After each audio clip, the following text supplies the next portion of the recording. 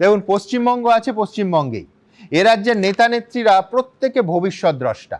মুখ্যমন্ত্রী মমতা বন্দ্যোপাধ্যায় একদিকে 2026 সালে 226টা আসনের লক্ষ্যমাত্রা বেঁধে দিয়েছেন, আর বিরোধী দলনেতা শুভেন্দু অধিকারী বললেন বিজেপি এই ভোটে 177টা আসনের নিচে নামবেই না। তবে কি জানেন, ভোট হলে তবে তো আসন, ভোট দেবেন কারা? ভোটাররা। সেই ভোটারদের 100%ই, মানে আমি, আপনি, এই স্টুডিওতে যারা বসে আছেন, প্রত্যেকে রাতারাতি বিচারাধীন হয়ে গেছিলাম গতকাল, ঘন্টার পর ঘন্টা। মধ্যরাতের পর সেই বিচারাধীনরা বিচার পান, অর্থাৎ আবার ভোটার তালিকায় ভোটার হিসেবে তাদের নাম ফিরে আসে। তার থেকেও বড় কথা, দুদিন কেটে যাওয়ার পর অবশেষে এ রাজ্যের মানুষ জানতে পারলেন 701 জন জুডিশিয়াল অফিসার মিলে এখনো পর্যন্ত 32 লক্ষ আবেদনের নিষ্পত্তি করেছেন। তাদের মধ্যে 40% অর্থাৎ প্রায় 13 লক্ষ নাম বাদ পড়েছে। এবং যা ভাবা হচ্ছিল তা নয়, প্রথম সাপ্লিমেন্টারি লিস্টে 29 লক্ষ নয়, মাত্র 10 লক্ষের নাম প্রকাশিত হয়েছে। কিন্তু কথা হলো, জাতীয় নির্বাচন কমিশন একটা ন্যূনতম স্বচ্ছতা দেখাতে ব্যর্থ হলো। আমার প্রশ্ন, এই লুকোছাপা কার জন্য? এই বিভ্রান্তি কেন? এতে কার লাভ হচ্ছে? বিশ্বনাথ চক্রবর্তী কি বলে? শুরু থেকেই নির্বাচন কমিশন লুকোচুরি খেলছিল, ব্যর্থতা হয়েছে পরিষ্কার ধরা পড়ছে প্রত্যেকটা স্তরে। তার সাথে রাজনীতির দলগুলোর আকচাকচি তো আছেই এবং কারসাজিও আছে। কিন্তু সুমনদা, মানে 60 লক্ষ বিচারাধীন ব্যক্তির নাম যখন আসছিল, তারপরে 32 লক্ষ, মানে 29 লক্ষ সেদিন তাদের ভেরিফিকেশনের পরে নাম জানানো হচ্ছে, অথচ সংখ্যাটা কেউ জানতে পারছে না। জেলা স্তরে তো নয়, রাজ্য স্তরেও নয়। সিও বলছেন সুব্রত গুপ্তের কথা, সুব্রত গুপ্ত বলছেন যে এত সংখ্যক ডেটা এটা তো ইলেকশন কমিশন দেবে। ইলেকশন কমিশন কখনো কখনো বলছে যে সার্ভার মানে ডাউন হয়ে আছে। তাহলে প্রশ্নটা হচ্ছে যে আপনাদের কাছে তথ্য নেই না, আপনারা তথ্য থেকেও মানুষকে জানাচ্ছিলেন না? আপনাদের মধ্যে কি একটা আশঙ্কা ছিল যে বিরাট সংখ্যক সংখ্যালঘু মুসলিমদের নাম বাদ যাবে, সেই কারণে সেন্ট্রাল ফোর্সকে যেমন মজবুত করেছিলেন যেন জনরোষ না হয়, সেই কারণেই কি আপনারা নামটা এত ধীরে এখন জানাচ্ছেন যে 13 লক্ষ অর্থাৎ 40% নাম বাদ গেছে? 32 লক্ষ যে ভেরিফিকেশন হয়েছে তার মধ্যে 40% নাম বাদ গেছে।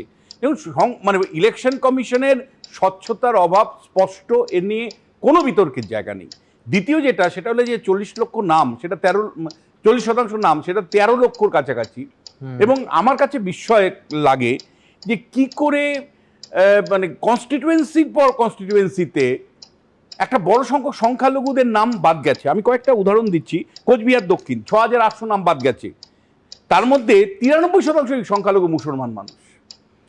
আমি মানে উত্তর দিনাজপুর, মালদা, মুর্শিদাবাদের পুরো জেলা ধরে ধরে আমি বুথ লেভেলে স্টাডি করে দেখেছি যে কোথাও 90%, কোথাও 95%, কোথাও 100%ই মুসলমানদের নাম কিন্তু বাদ গেছে।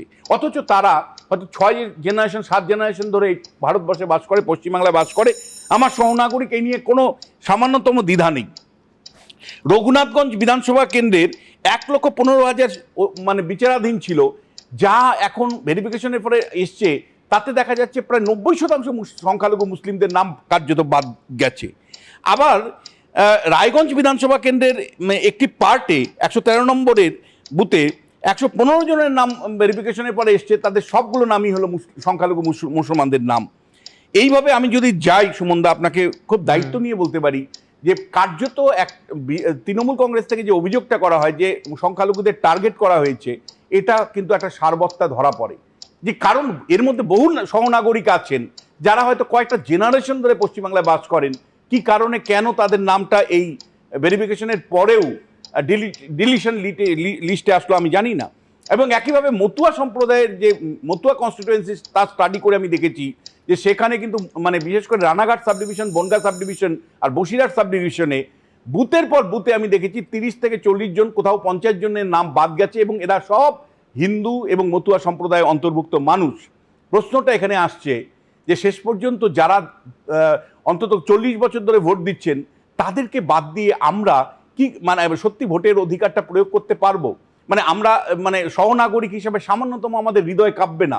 আমি আশ্চর্যভাবে আমি দেখলাম শুভেন্দু অধিকারী আজকে একটা মন্তব্য, আমি তীব্রভাবেই সেটা নিন্দা করছি, সেটা হলো যে মানে মানে ব্রেকফাস্টের সাথে তুলনা করছি 58 লক্ষ নাম বাদ, যদিও 58 লক্ষর মধ্যে মৃত নাম ছিল, অবৈধ নাম ছিল, বা ইয়ে স্থায়ীভাবে স্থানান্তরিত নাম ছিল, কিন্তু ব্রেকফাস্টের সাথে কেন? তারপরে বলছেন যে লাঞ্চের সাথে তুলনা করে বলছেন 7 লক্ষ বাদ গেছে। তারপরে সন্ধ্যাবেলা মানে ইয়ে আপনার গিয়ে চা খাওয়ার সাথে তুলনা করে বলছেন 14 লক্ষ নাম বাদ গেছে, সবশেষে 79 লক্ষ নাম একটা উনি বলছেন। এটা একটা জায়গা, বাদ দিয়ে কি করে জয়ী হওয়ার। আরেকটা জায়গা আপনি ঠিক রাইটলি ধরেছেন যে আজকে মমতা বন্দ্যোপাধ্যায় ময়নাগুড়ির সভা থেকে বলছেন যে মানে নির্বাচনের ফলাফলের পরে বিজেপি মানে আর কোনোদিন করব না, এটা আপনাদেরকে পোস্টার ব্যানার করে জানাতে হবে। আমরা এর মানেটা জানি সুমনদা। পোস্ট ইলেকশন ভায়োলেন্স 2021 সালে কিভাবে 5 দিনের মধ্যে 54 জন মানুষের মৃত্যু ঘটেছিল, মমতা বন্দ্যোপাধ্যায় সেই একইভাবে পোস্ট ইলেকশন ভায়োলেন্সে নিয়ে যেতে চাইছেন। একজন মুখ্যমন্ত্রীর ভাষা আর একজন গুন্ডার ভাষার মধ্যে কোনো তফাৎ আমি দেখতে পেলাম। একইভাবে আজকে নন্দীগ্রামে অভিষেক বন্দ্যোপাধ্যায়ের একটা সভা ছিল, সেই সভাতে উনি ডিজে বাজানোর কথা বলছেন, যে প্রয়োজনে ডিজে বাজিয়ে দিব। ডিজে শব্দটার সাথে হিংসার সরাসরি সম্পর্ক পশ্চিমবাংলায় পোস্ট ইলেকশন ভায়োলেন্সে আমরা দেখেছি। আর উল্টো দিকে প্রতিদিন সকালবেলা আমি যখন ফিল্ড ওয়ার্কের কাজে বেরোই, সকাল ভোরবেলা, আর 11টার সময় ফিরি, আমি গ্রামের পর গ্রাম দেখছি মানুষের দুরবস্থা। যে 10-26 সার, যেটা মানে চাষের জন্য খুব গুরুত্বপূর্ণ, 1400 টাকার বস্তার সার তাদেরকে 2600 টাকা কালোবাজারিতে কিনতে হচ্ছে।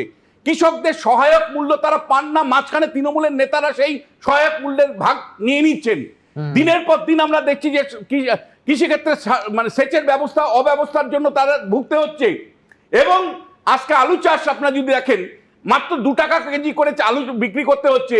যে পরিমাণে টাকা ব্যয় করে তাদেরকে 1 বিঘা জমি চাষ করতে হয় কৃষকদের, তার সামান্যতম সহায়ক মূল্য তারা পান না। রাজ্য সরকার কোনো দিকেই গভর্নেন্সের মন নেই। একটার পর একটা প্রাইমারি স্কুল গ্রামে আমি বন্ধ দেখছি যখন সমীক্ষার কাজ করছি।